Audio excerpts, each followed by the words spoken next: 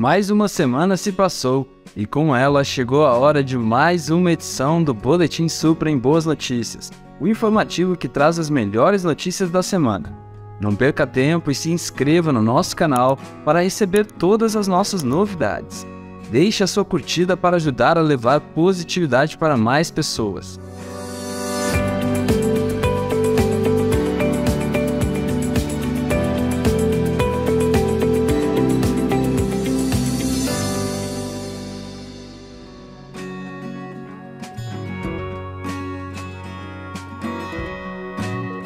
Começamos essa edição com uma notícia emocionante da área da arqueologia. Arqueólogos descobriram 30 urnas do Império Pré-Inca que remontam a mais de 1.500 anos antes da Era Moderna. Uma descoberta incrível que nos permite mergulhar ainda mais na história desse povo fascinante. Um grupo de arqueólogos encontra 30 sepulturas da Era Pré-Inca. Estima-se que o tesouro arqueológico tem 800 anos e ainda pode levar à descoberta de mais elementos sobre o povo do Vale do Chancay, que habitou a costa central do Peru entre 1.000 e 1.500 anos antes da Era Moderna.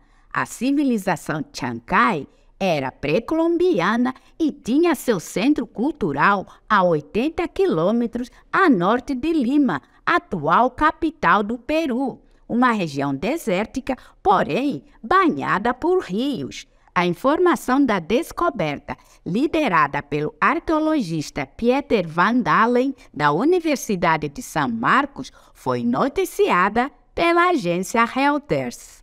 Segundo a equipe de pesquisadores, nos últimos 10 anos foram encontrados 2.000 túmulos do povo Chancay, fatos que irão contribuir para descobertas sobre esse povo que ainda é pouco pesquisado.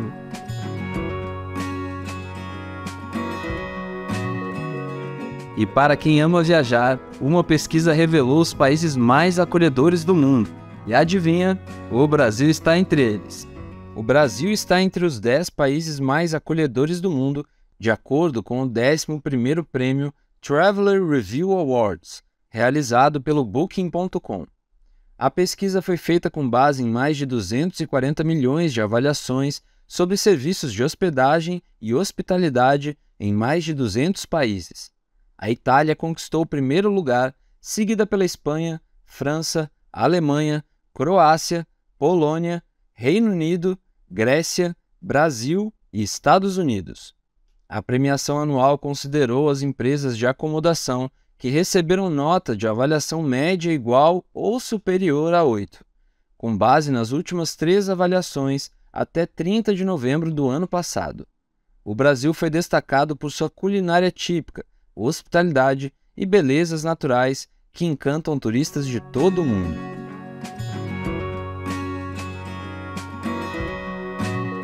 A Universidade Federal de Goiás também traz uma novidade incrível. Pesquisadores desenvolveram um método que mede a glicose pela lágrima, uma inovação que traz esperança para quem sofre com a diabetes.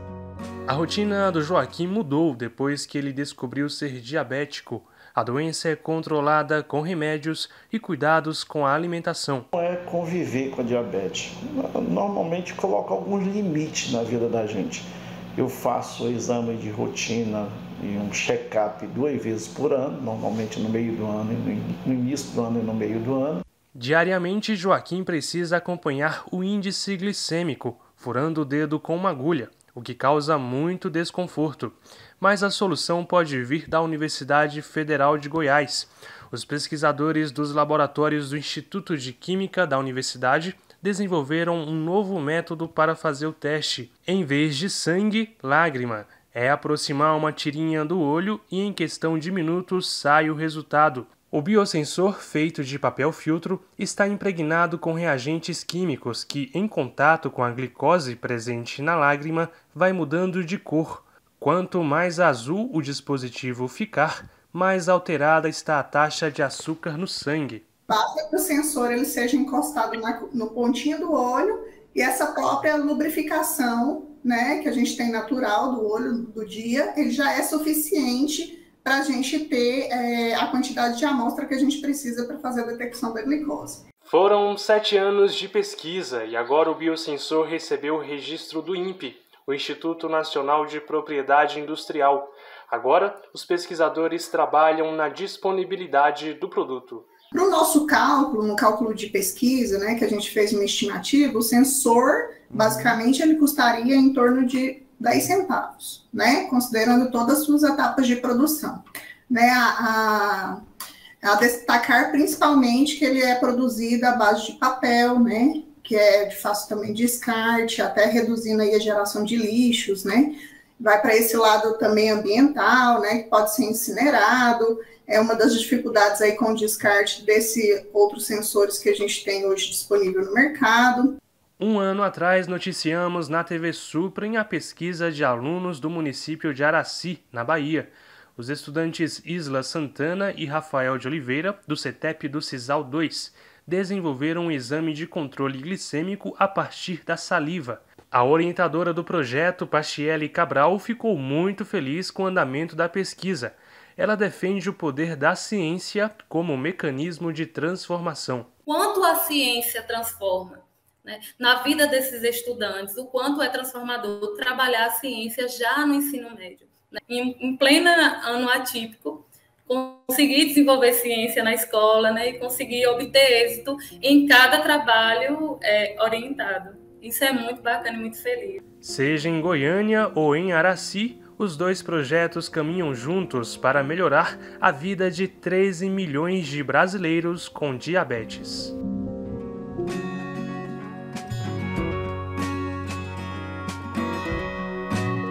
Na área da cultura, outra notícia inspiradora. O projeto Acessimobilidade Cultural, iniciado por um cobrador de ônibus em Sobradinho, trouxe a cultura por meio de uma bicicleta biblioteca. Conheça essa história com a repórter Marisol Cadiz. Antônio Ferreira, ou seu Antônio dos Livros, mora em Sobradinho desde 1994 e se destaca como um importante agente cultural do Distrito Federal. Ele iniciou o projeto Cultura no Ônibus para incentivar a leitura e tornar as viagens mais prazerosas e rápidas. Afinal, o livro é uma imensidão de possibilidades para se viajar sem tirar os pés do chão. Falante e orgulhoso que sou ele, mostra a bicicleta adaptada para recolher e entregar as obras literárias doadas pela comunidade. Imagine que na véspera dessa reportagem, o seu Antônio recebeu a doação de cerca de 120 livros e tinha mais a caminho. Seu Antônio, uma amiga minha doou uns livros, literatura brasileira, se eu puder vir buscar, tá aqui, né? Uns 12 livros, mais ou menos. Aí quando o senhor puder, o senhor me avisa antes, tá bom? Que aí a gente vê o horário e o senhor vem buscar aqui, tá bom? Essa é a dinâmica que realiza o projeto e assim ele não para. Além desta bicicleta, outras 5 foram doadas pela empresa de transporte público do Distrito Federal, Piracicabana, e serão adaptadas para a expansão do projeto. Hoje, o Cultura no Ônibus saiu do transporte coletivo para escolas da região norte do Distrito Federal e o nosso promotor cultural oferece oficinas nas instituições de ensino para transmitir experiência com temáticas de mobilidade e acessibilidade urbana, divulgando livros e escritores do Distrito Federal. E eu fui aperfeiçoando cada vez a mais, confeccionei uma estante de material reciclável, improvisada, coloquei os livros abaixo da cadeira do cobrador também, por meio da procura do passageiro. E já em 2019, eu criei a bicicleta, chamado Projeto Cultura na Bicicleta, que é uma extensão do Cultura no Ônibus, para ficar mais sustentável e aprazível o Cultura no Ônibus. Porque a bicicleta é sustentável, A bicicleta, com isso, não polui o meio ambiente. A bicicleta é saúde, a bicicleta é educação, a bicicleta é cultura, a bicicleta é lazer, a bicicleta também é comunicativa, porque quando a gente circula, vai se comunicando com as pessoas e aí aumenta a cultura por meio da comunicação falada, da interação social. Por aqui, Antônio dos Livros, José Garcia da Banca de Poetas, literatura de cordel, livros deixados em geladeiras velhas, tudo isso para que o hábito de mergulhar nessa imensidão que é o mundo da leitura não se perca. No Rio de Janeiro, por exemplo, o Gabinete Português de Literatura foi eleito uma das 10 bibliotecas mais lindas do mundo. E lá podemos encontrar cerca de 350 mil livros que nos contam a história do Brasil e de Portugal. Fundado em 1837 e transformado em biblioteca pública em 1900, o Real Gabinete Português de Leitura foi eleita pela revista The Guardian uma das mais bonitas do mundo. Também não é para menos. Localizada no centro do Rio de Janeiro, a instituição é pura poesia, tanto por fora, por sua estrutura arquitetônica manuelina. Na imensidão da literatura, poderemos encontrar manuscritos importantes de obras como Tu, Sou Tu, Puro Amor, de Machado de Assis, a primeira edição de Os Lusíadas, de Luís de Camões, publicada em 1572.